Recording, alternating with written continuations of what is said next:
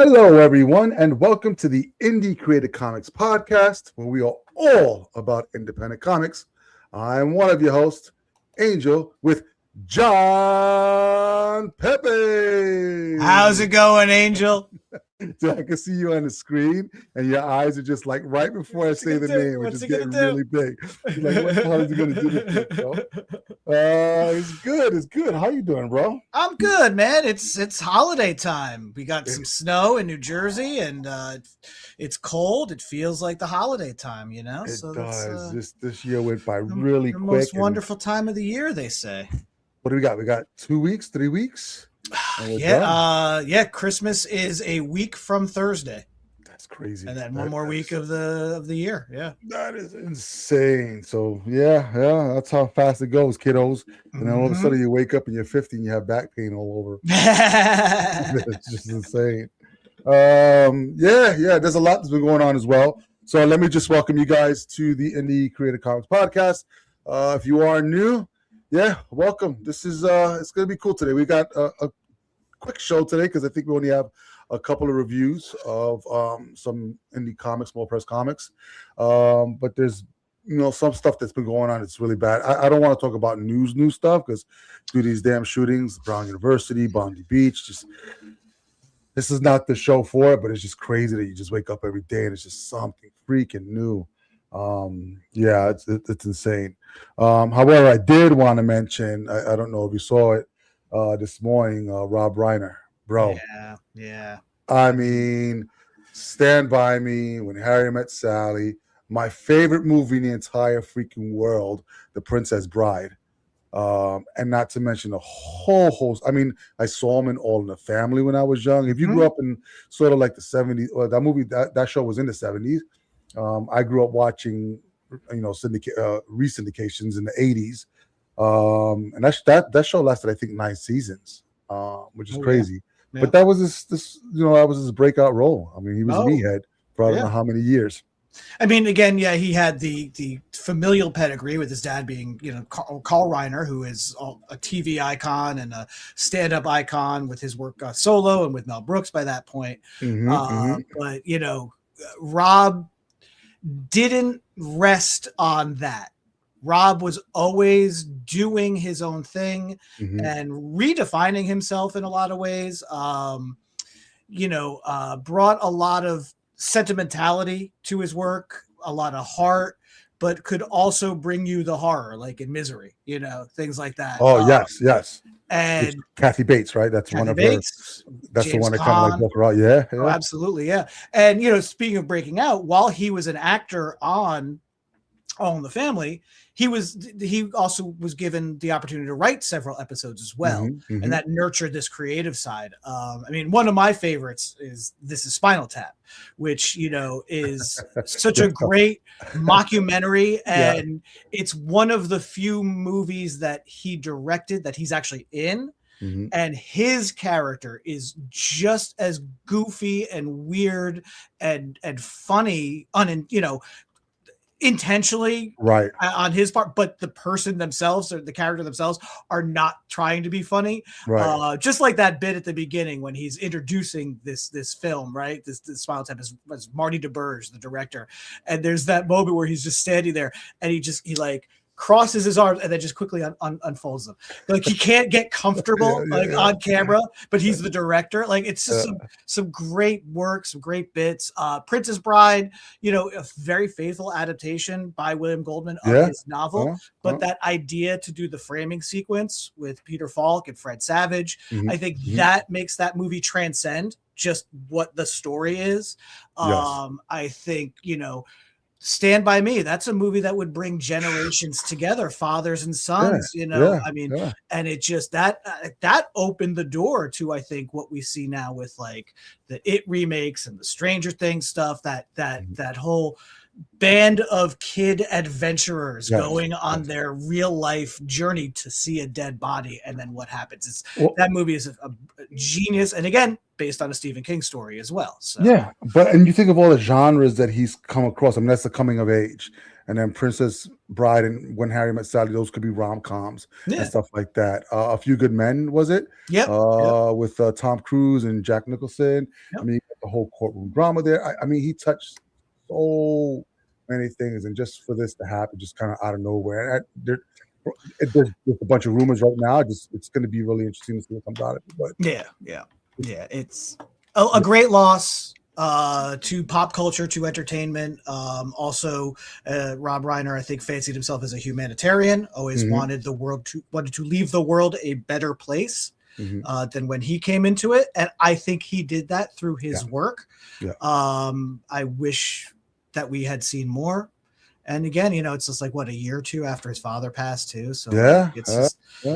And his father was still working, because I saw all the freaking Ocean's 11, 12, 13 movies. Yeah. It was great in them. So I don't know what Carl Reiner, Mel Brooks, Dick Van Dyke. I don't know what these guys are drinking. Dick Van Dyke. Did you see the special they did for him? A little bit. I didn't see the whole thing. I just saw like the opening portion. This guy's 100 years old. 100 years old. He came out and for like 5 seconds was tap dancing.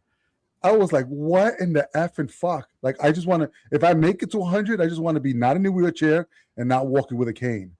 Dude, he is lively. Like, I don't know. It's insane. And, and Mel Brooks making Spaceballs 2. Spaceballs 2, yeah. At almost 100, yeah.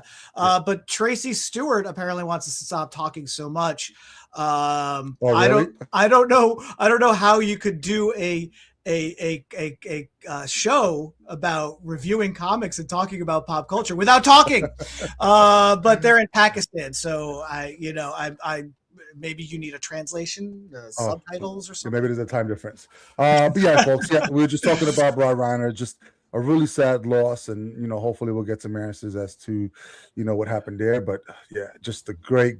I mean, we grew up in the 80s, so if most of the time if you're talking about a movie from the 80s, you're probably touching one of Rob Reiner's films. 100%. Yeah, which is insane. So all right, so let's just move on to a little bit of lighter stuff right before we get into our reviews. I just want to make a correction. Tracy Stewart is not from Pakistan. That is somebody else. So thank you, Hanan, for checking us out in Pakistan. Nice. We're international now, Angel. Yeah. That's fantastic. All right, listen, we are in the final hours. I think at 5 o'clock we end with the Project Shadow Breed Kickstarter. So yeah, projectshadowbreed.com. If you want to head over there, you still got time. We've hit our goal, so we're beyond excited. So it's just these last couple of hours, just getting whatever contributions want to come in on there. It's been a great run. I mean, we really want to thank all the supporters that supported our vision for this particular project. We're really excited about what we are launching. I just printed out another kind of like final copy of the whole thing, and here's the back of the issue with our big our symbol. I mean, the book just looks great. I mean, we add those additional pages that we talked about in regards to like the journal entries from Marek. And then some like early design layouts and stuff like that for the characters. So there's a bunch of rewards on there to check out. We've been tossing around this idea with adding something extra as well, and I think we're going to do it sort of like those times that we were talking about Bad Idea and what they did with like the stickers and stuff like that. I think we're going to do it for the people that actually supported us, and if you collect the X amount of stickers, there's some great prizes that we're going to give down the road. So yeah, so head over to projectshadowbreed.com. You can read all about it there. You can think about supporting us. If you know anybody that loves like werewolves and soldier stuff, yeah, send them out there as well. We got a vans, A-team type vans. Yeah. Oh man, dude, I love drawing that van. A quick question. What you held up, is that a proof or is that actual size? It looks a little. No. It's a proof because it's on 8.5 by 11 stuff. Gotcha. There's only just waiting on one more. I'm waiting on the actual campaign to end because they're all going to get credit on the page before I go and send it for an actual proof on there. But for the most part, it's done. It's done in the bag. And what I really like about what we do when we do that is that the project is actually complete. So the waiting time and the turnaround time after we get the funding is just the printing time. That's all it is. So more than likely, most people will be getting this stuff probably by mid to late January at the most, which is great because then we'll start to get ready to launch issue number 2, which is already in the bag as well. So really excited about that. But yeah, head over to projectshadowbreed.com and give it a quick look over. It'd be great. All right, yeah. So that's all the news that we have. I wish it was more positive, good news, but we'll see what comes in the next couple of weeks. So now, what do we get into? Reviews for this week. All right, so if you guys are brand new to the podcast, John and I survey the wall over at Joker Child, and we look at whatever's coming out for the coming week. And we primarily focus on small press, independent comics. I know that we've talked about Transformers and G.I. Joe in the past, and those are more, Hasbro IP licensed stuff. But they do fall under the purview because when Robert Kirkman picked them up, he included his own storyline as well that kind of encompasses what they're calling the Energon verse. So Void Rivals is part of that series as well. So the only reason why we include Transformers and G.I. Joe is because it sits in the same universe as Void Rivals. And I'm really looking forward to, what he's doing. Dude, he's that whole storyline, that whole thing that he's doing with the 3 books is absolutely fantastic. So I think there's an animation coming out, right? There is something in the Energon universe animated something that was announced a few months ago. So that's kind of cool coming down the pike. Yeah. I also think it's great to just that Kirkman's writing again and writing a lot. Mm-hmm. And I think that's great because he just took over Transformers from after Daniel Warren Johnson did the first 2 years.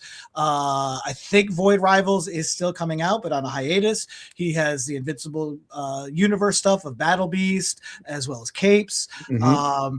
And I think one of the coolest things that was announced last week is they are actually Image and Marvel are actually going to do an official reprint of the Marvel Team Up issue that Kirkman wrote that had Invincible in it. Oh, really? And it was a Spider-Man Invincible. That's, his stock was high. Walking Dead had already come out. Invincible was killing it. He was writing Marvel Team Up at the time. They allowed him to use Invincible. It got a stealth reprint with the blind bag, I think, of the first Battle Beast. But the biggest thing is, I guess this reprint will have variant covers and new covers. And Todd McFarlane is drawing a Spider-Man cover again. With and a reprint of this Marvel Team Up with Invincible, so that's kind of cool. And you know what? It just looks like he just ported an Image from the 90s and just did it there. Like as far as drawing Spidey, he hasn't lost his touch. No. I mean, he's still phenomenal. I mean, he's getting up there too. But no, I love his stuff. So I guess which guy's going to be getting that cover? Fantastic. So it's all good. It's all good. All right, cool. So we do have a couple of books for you this week that we did pick off the shelf. I'm going to pop up the Image. I'm going to let you, John, talk about it first because I read this one as well. And woo, I'm loving it. Seriously. All right. Yeah. So we have Ordained and Angel. This is my first Bad Idea comic that I have read and reviewed for this show. Yeah. I love the company. I highly respect the company. I kind of want to talk a little bit about just, we've done it before. We've mentioned them, but I just kind of want to give a big run through because this is sort of their 4th or 5th year in existence. This is their 3rd wave of books. When they started, they had all these rules for retailers. Not all retailers could, you had to apply. If you got accepted, you had to follow rules. If you didn't follow their rules, like no selling before over cover price within 30 days, have to display it prominently, all this stuff. If you broke those rules, and this happened, like there were retailers that were fired from carrying Bad Idea because they broke the rules.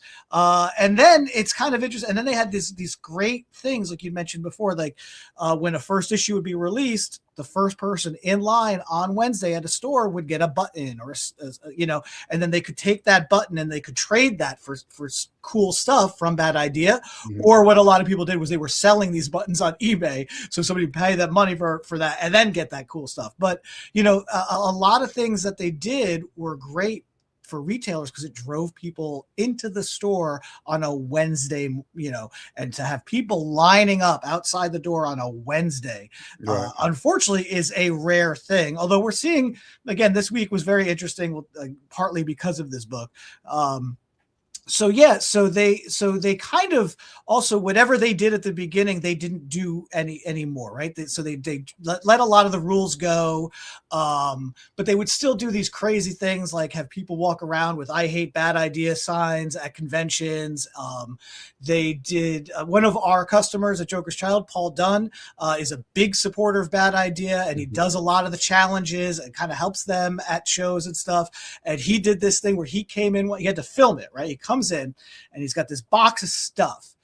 And he sets his camera up and he goes, I have a presentation for retailers. A Bad Idea. We know how hard retailers work. And so here's some things to help you get through your day. And it's like a box of coffee, a box of Joe from Dunkin' Donuts, snacks, donuts, things. And then the coup de grace was a couple bottles of like Tums or antacid because, quote or paraphrasing, Bad Idea knows being a comic retailer can give you a lot of indigestion. So that was so I thought that was brilliant. I loved it. That's Paul funny. actually, I think Joker's Child actually won something. I know I received something from Bad Idea because I was like named as a clerk at Joker's Child that Paul nominated us for, and we got that, and that was really cool. And lately, they did a couple things like with CGC, like the Invisible comic book, which was just acetate with staples. It got slabbed and graded. Yes. Or my favorite was Cul-de-sac, one of their books that's just wrapping up now on this third wave, is a vampire story, and there's a specific copies out there with a giant wooden stake through the graded slabbed comic, and it's sealed in red wax, and the stake even can prop the comic up. It's like a stand as well. What's really funny though is what I found amusing about that when I was thinking about this earlier. The comic is graded as if it had already been stabbed with the stake. Yeah. But yet it had to go into the thing and then be stabbed, or was it all pre-cut? I don't know. I have no idea. But that was like, oh, that's a really interesting wrinkle. But anyway, so that's Bad Idea in a nutshell. A great company that actually does. And here's the other thing: they deliver great stuff. Their products are always winners. I really have not heard anybody say anything bad about their comics. And the other thing too that I do like about them is that they both embrace and poke fun at not only themselves but the craziness of comic book collecting culture. And I think that's fantastic that they do that. So go ahead. And they did. It came in, with the gimmick and stuff like that, and it really worked. And I think genuinely, these guys they definitely love the medium, and I think they were trying to draw more to the direct market, which was great. So even with like the gimmicks that they have now, it's really about bringing attention to it. Unfortunately, it's always those people that want to flip on these small little things that they have. They're always going to be around. So it just sucks. But the fact that these guys did that, and their comics are top notch. I've read a bunch of them, and the good thing about Bad Ideas, you know what you're getting. So I don't. As of right now, there isn't anything in their library that's going to be a long run. These are going to be just short minis, probably 5-6 issues at most. I don't even think they have a 12-issue series as of yet. I think everything ends around 5 or 6 issues, which is pretty cool. So you know what you're getting for the most part, and you're getting a complete story. You're getting all these fantastic worlds, and the book that we're going to talk about right now, Ordained, is no different. Just freaking phenomenal. And it runs the gamut: hard sci-fi, quirky parody, like the Pizza Detective stuff, the Hero Trade stuff, and in the crime noir as well, which is what this book is, Ordained. And I got one of the variant covers, the Charlie Adler variant, which is really cool. Yep. I think both images will give you a sense of kind of what we're looking at here on this book. So this is written by Robert Venditti, and illustrated by Trevor Hairsane, with art by Dave Stewart, or color art by Dave Stewart, lettered by DC Hopkins.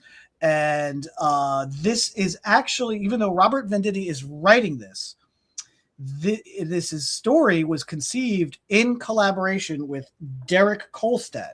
Now, Derek Kolstad is one of the co-creators of John Wick.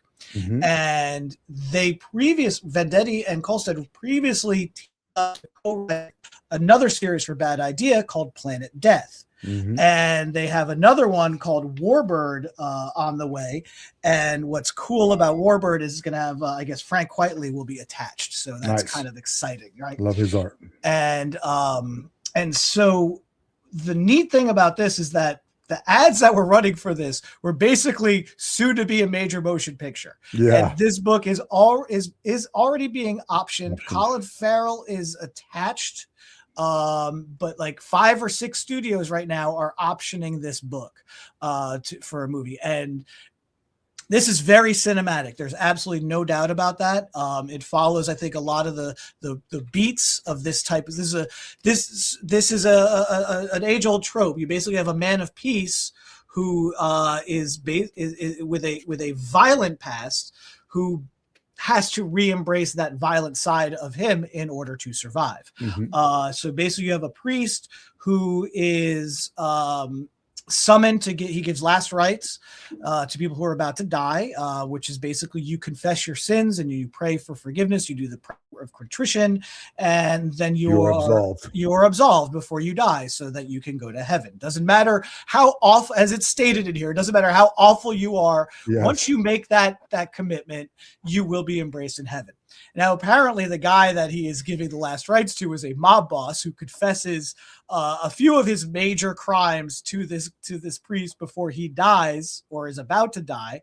And then the big twist is that the mob boss doesn't die. In fact, he has this miraculous recovery, and his first order with this new lease on life is to kill the priest, because the priest now knows everything. Mm-hmm. And then, of course, you have a police officer or detective who's sort of in the mix, who sees him at the hospital, tries to get him to reveal, but it's, like doctor-patient confidentiality or lawyer confidentiality. The part of his vow is he can't repeat what he heard in this final confession. How that changes now that the guy isn't dead and he has mobsters coming after him, we'll see as this develops. But you get some great breezy exposition, and then you get some great action scenes at the end of just this first issue alone, which I thought the first issue was going to be just a lot of setup for the action beats. I didn't expect the big action beat to happen in basically the back half of this issue. And it's great. A lot of this, a couple things I do want to point out that I like, and yet I'm also like kind of on the fence about. So this, like I said, follows a lot of the beats of basic storytelling, and one of those things that kind of gets me as a reader sometimes is when you want to introduce a character really fast and you want to show these aspects of who they are, right? And so you basically take a lot of different moments that probably would have happened over time, but you kind of crunch them into that first hour, right? Or that first 10 minutes, just so you get a sense of, so we see him doing his morning prayer ritual that would happen every morning. He gets the call, he's on a subway, and then there's a guy smoking a cigarette in front of the no cigarette sign on the subway. He tells the person to stop smoking. The guy flicks a cigarette at him, looks up, and it sees it's a priest, and it's a pretty tough looking priest. So the guy's like, "Oh, I'm really, really sorry." And then he goes to the hospital, and there's a woman that he clearly has had a lot of conversations with before. Right. But then they kind of take that time to have this very extended conversation that probably would have happened earlier, because she's asking him a lot of these questions about what he does as a priest and what his religion is like and things like that. So it's great as far as setting it up and establishing it. But again, I feel like that subway moment or that conversation with the receptionist at the hospital were things that, like, you're truncating events for narrative expediency, which is great, which is fine, because it really gives you everything you need to know right in the first few pages, and then you can just kind of go along on the ride. I thought the action sequences were fantastic. A lot of the some of them very storyboard-esque, and sometimes, the geography can get a little lost from panel to panel, but the pacing and the way you, Hairsine makes you follow your eye, follow the action. I think it was very easy to read because it's a lot of double page spreads that kind of jump around. You kind of got to do an S loop at some point. without the benefit of arrows, like you were talking about with that book a week or so ago. Mhm. I felt like all of this was very clear, very easy to follow, easy to read. And one of the things I really liked about Trevor's art, and as well as the newsprint, the heavy newsprint stock that they're Yes. using is Yes. great. This feels like an old this vibe on this comic, and the art and the way it feels physically reminded me a lot of the Denny O'Neil, Dennis Cohen, Rick Maguire early first year or two of The Question that DC did in the late Right. 80s. And that really jived because it's one of my favorite series. So that really was a great way for me to just dive into this book and really enjoy it. I'm psyched. I'm really excited for the rest of this. It was good. And again, probably the second biggest book of the week, because there was all this absolute hysteria over Bigger Joker, and that was one of two books that sold out on new release day on Wednesday. This was the other one. Yeah, So good on you guys for staying in the game, super good, and reinventing the game too in a lot of ways. Yeah, I agree with you 100%. I mean, the story was just great. I think there was a couple of things that stood out to me as well. It's when it's an issue one, we talk about world building and stuff like that. We're coming in sort of like the middle of the story because we don't know his past. We get hints of his past, so we don't know what he's done, other than what I've read in the synopsis. But that's not here yet. Then you get him doing his thing. It is, based within the Catholicism, but it doesn't beat you over the head with it. It's not preachy at all, which I really enjoyed. Everything that's talked about as far as religion is part of what his duties are, as opposed to preaching to the reader.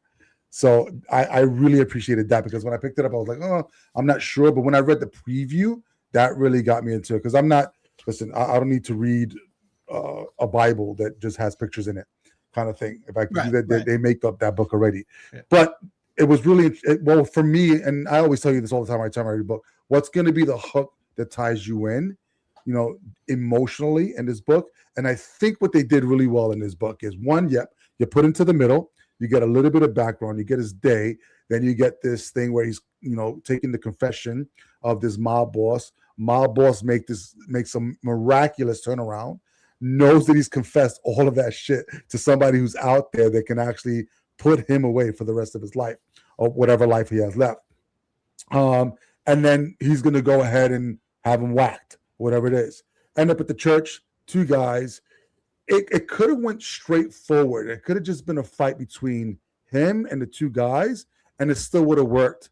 But I think what Robert did here really, really well was that he included a parishioner coming out of nowhere. And then all of a sudden, that made the stakes even higher, because it wasn't him just getting shot. It was the amount of time of life that he had left to take care of those two guys, to not have that guy get killed, to be able to get him to the hospital.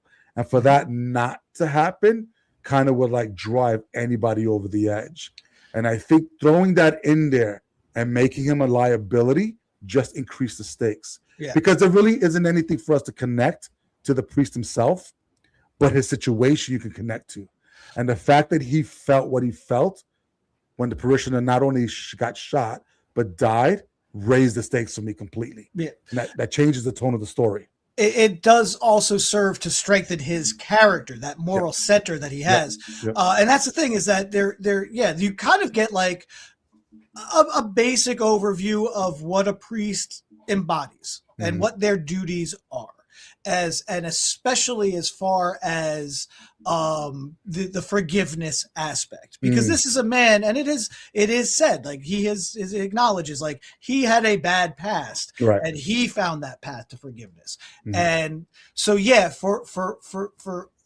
so we see a lot of his acts of selflessness, and that is really defined in that moment you're talking about.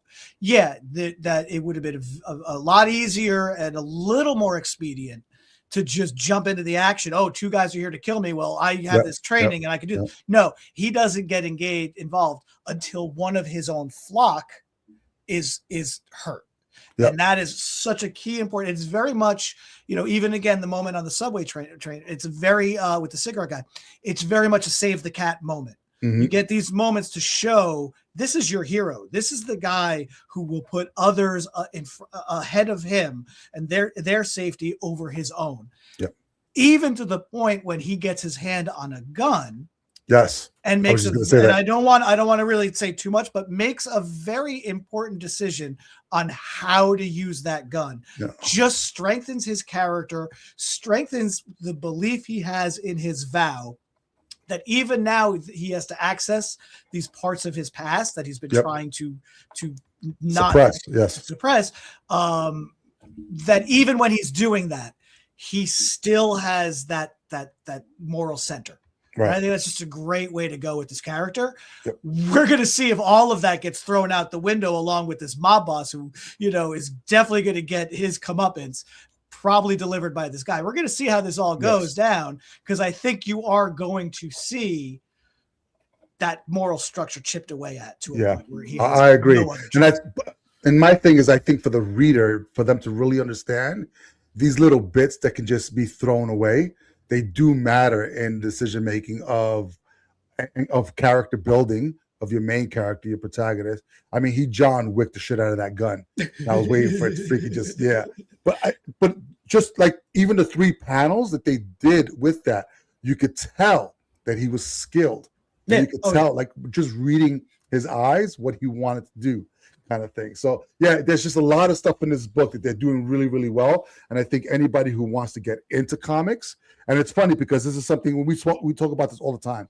There's people that write comics because they want it to be optioned for a movie.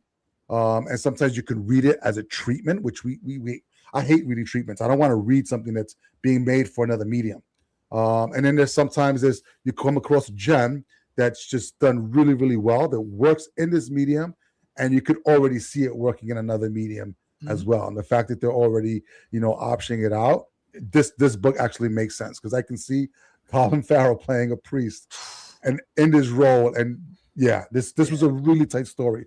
So if you're ever looking to actually get into comics, doing comics as a writer, if you're a writer, this is probably definitely something worth picking up, because it was, I think, a little bit more than 32 pages, and then add a backup story of another story that's coming as well in here. So it was a really good, full first issue, even though it wasn't 60 pages long. There was a lot in here to just say, hell yeah, I'm coming back to this.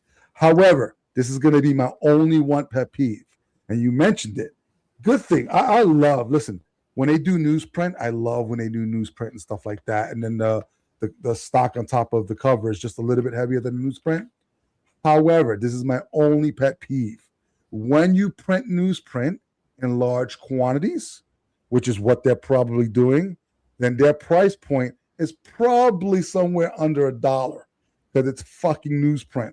Mm-hmm. This is a $6 book. It was $5.99. Listen, guys, I love this. This should have been a $4.99 book. But that's also across the board. I think all their books are basically $5.99 and up. But their stock used to be different. They used to have heavy freaking stock on cardstock for the dressing, and then they had the regular pages. Even with this newsprint paper interior, the cardstock cover would still remain. This is a flimsier cover. Yeah, I think it started with Planet Death was one of the first ones. Yeah. Or even the Pizza Guy. That first initial one was newspaper, print, Ashcan and stuff like that. So now. I get it. You want the margins in comics is small. I know it is. I mean, you're putting this together. You got the team. You got to pay them. Then you go to printing, and the margins are really, really small. Then it goes to distribution, and those margins get even smaller. So I get it. But I was like, holy shit! Beautiful book, but god damn.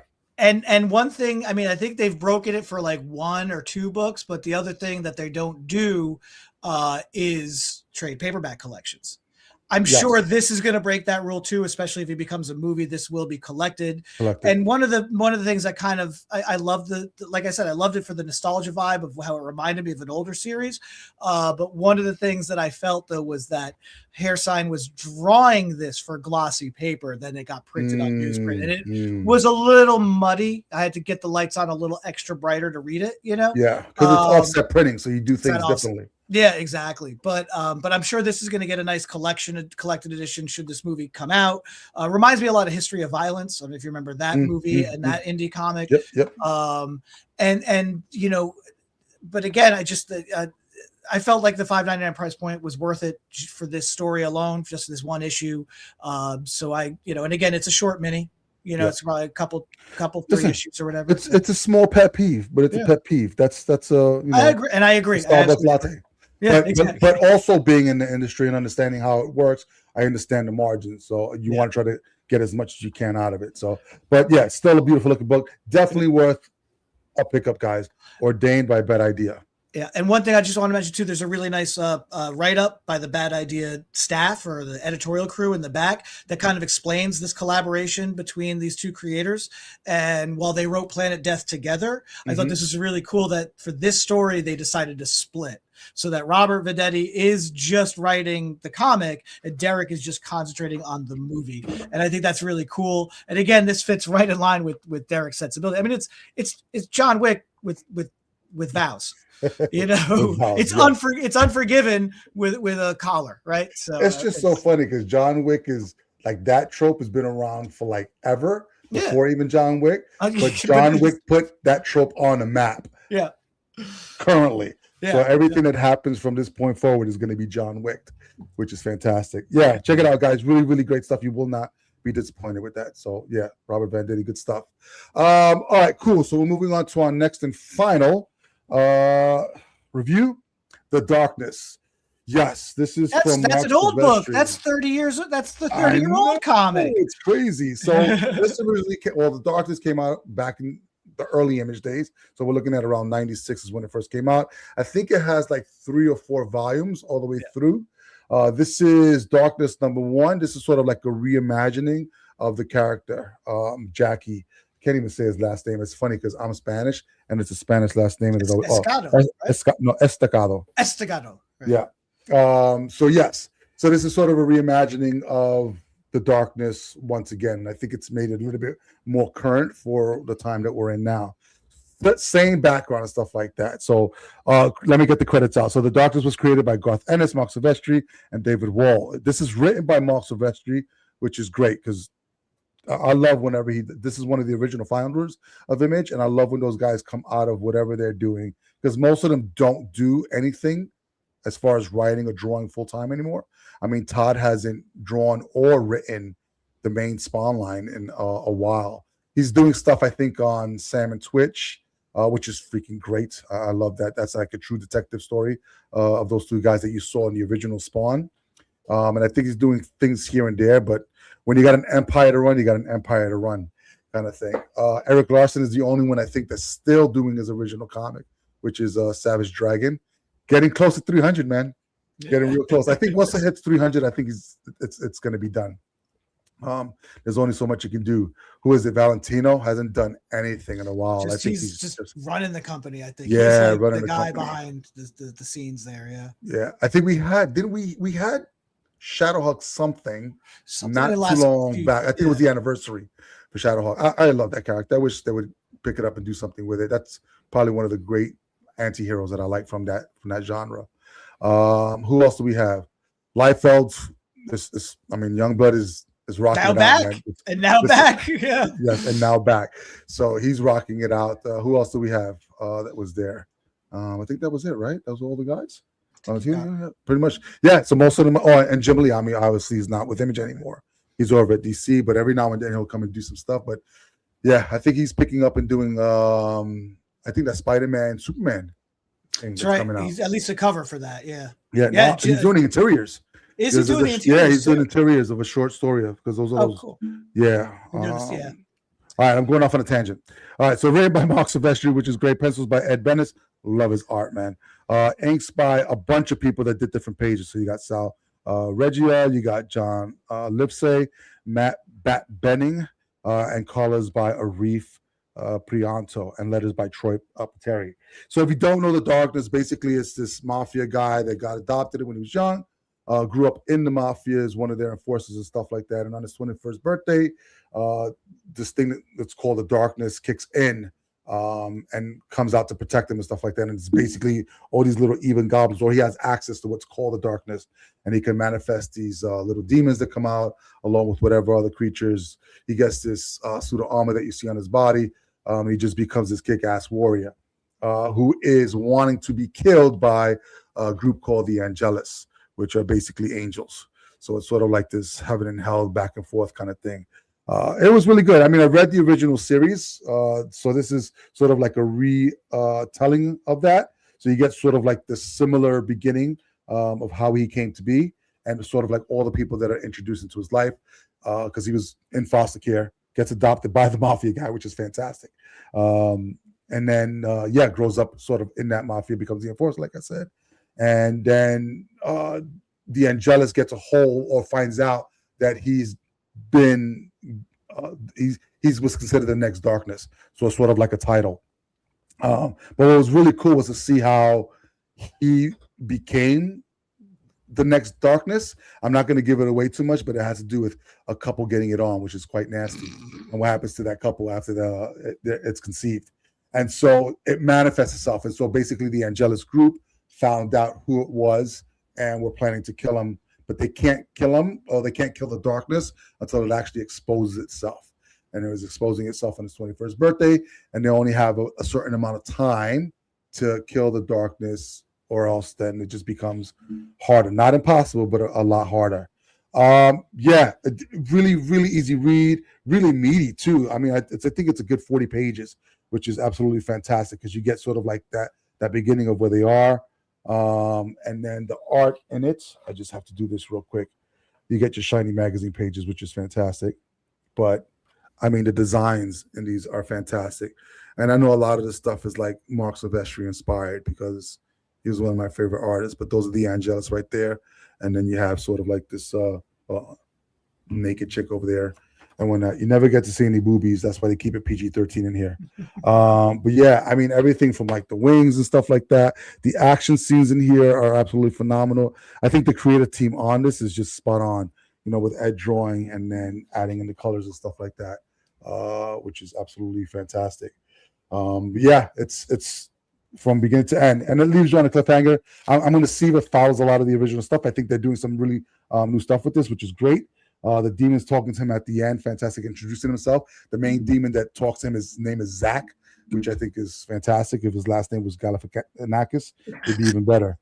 But it sort of leaves you at the end. The thing with these types of books, right? So this we'll consider as an anti-hero book.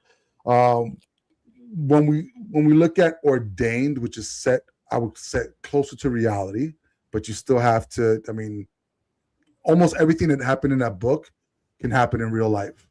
Because if you think about it, somebody having a shaky past, and then going through whatever they want to go through to become a priest, and then it's just ordinary stuff, and then all of a sudden just this bigger than life situation comes at you, and then you have to deal with it. So there's nothing supernatural as of yet or anything like that. It's just plain old priest takes on some bad guys, some people die, and that's it. As opposed to sort of like the supernatural element in this particular book, and sort of this anti-hero. What makes this really, I think, unique to me is when you can give a crap about somebody who's a bad guy, who's tortured, not because he has to do good things, but finds himself in a position that the only thing that he can do is the good thing. It's really weird. Like, I'm rooting for this guy, even though I know he's a fucking asshole. Like, he really is. He's a womanizer. He's an enforcer. He kills people for his uncle because he tells him to kill people and stuff like that. And now he's thrown into the situation, and you have these two sides that are going at each other in this particular instance. But then he's doing things where he's saving people that are innocent as well. So now he's put into a situation where it's funky. I like it. I like it when you're put in impossible situations, and the choices that you make don't have to be the choices that you were, brought into or deemed into. You can be an asshole all your life, just like the priest was able to sort of like say, hey, you killed all these people in your entire life. You're now forgiven, and now you have an entrance to heaven. It was really interesting to read these two and see the parallels, but then also see the significant differences in the storytelling and the actual story itself. But yeah, if you like Image stuff, if you like that 90s stuff, this is absolutely up there with the stuff that you have to read, especially if you like supernatural stuff and anti-hero stuff. I love superhero stuff, so this was right up my alley. Mm-hmm. So check it out, Darkness from Image. Now, correct me if I'm wrong. Darkness was a spinoff of Witchblade originally, correct? Was it, or was it the other way around? Or did Witchblade? I always thought Witchblade was first, and then Darkness came out of Witchblade for some reason, from the pages of Witchblade. I was something I seem to recall. You could be right. I think it was the other way around, though, but you could be right. And so I know Image recently brought back Witchblade not too long ago. I don't know if you read that. Does this hint at any connection between the two characters? Yes. Or is this okay? Yes.